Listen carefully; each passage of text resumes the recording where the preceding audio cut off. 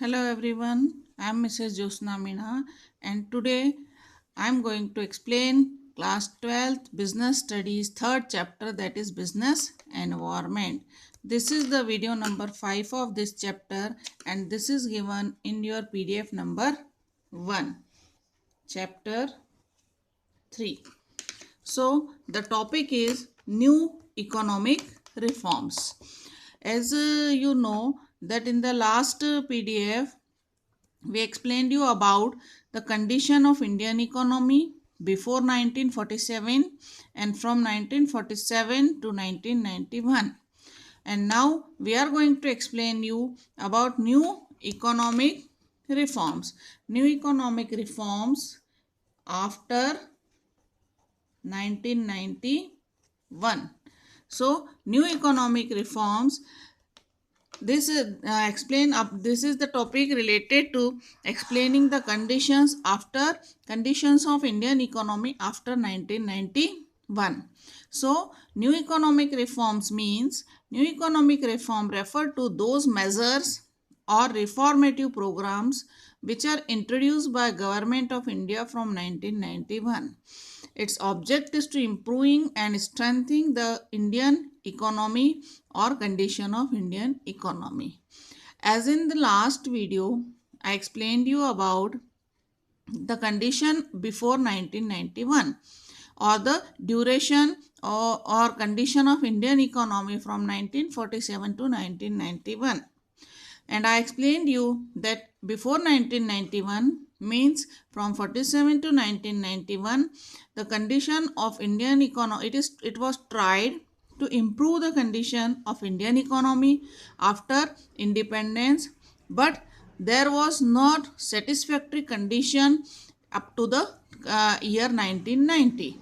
There were a lot of problems which were arised, like the problem of unemployment, like the lack of capital, etc. There were a lot of problems up to 1990, and for solution of that problems from 1991 the new economic reforms were introduced in India, which were basically depend on four major pillars, which I will explain you in the next topic.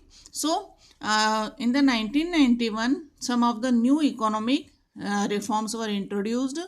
New economic improvements or conditions were introduced in by Government of India, which were helpful in improving the condition of Indian economy. This is also called the new economic policy. This was made by the finance minister of that time, Shri Manmohan Singh, and there were four major steps included in the new economic reforms. So what are the objectives of new economic reforms? Let us see. To make the Indian economy more competitive. These reforms were introduced for making the Indian economy competitive in comparison to other economies of the world. Then to make productive units efficient. It was tried by this reform to increase the capacity of industries or productive unit, that they can produce more goods and they can become more efficient in their work. Increase in productivity. In the same way, it was also tried to increase the production capacity of the industrial units which are already working, and also to establish new industries in that sector. Next one is strengthen the past profit. It was also tried to improve the or increase the profits of the industries, profits of the business sectors, so that more capital can be available for improving the economic condition of our country. Last one is to utilize the global resources. There are a lot of resources worldwide and all of the resources are not available in same country. Different type of resources are available in different type of countries. So by these economic reforms, one country can utilize the extra resources of another country by establishing the industrial units in that country.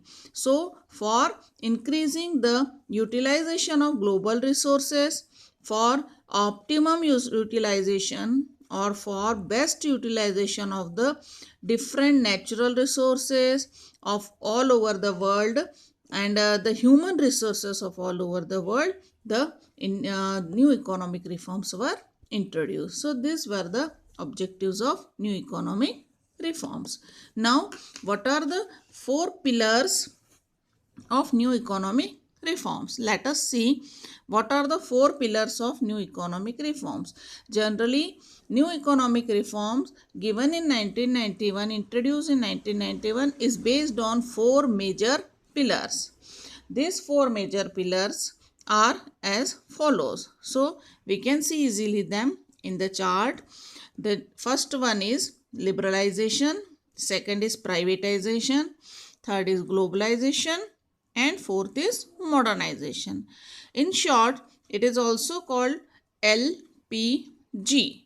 These three are major pillars: LPG, liberalization, privatization, globalization, and fourth one is modernization. So these are the four pillars or four major steps taken in the new economic reforms and which were proven very helpful in developing the Indian economy since 1991. So first one is liberalization. Liberalization, what do you mean by liberalization? Liberty means freedom.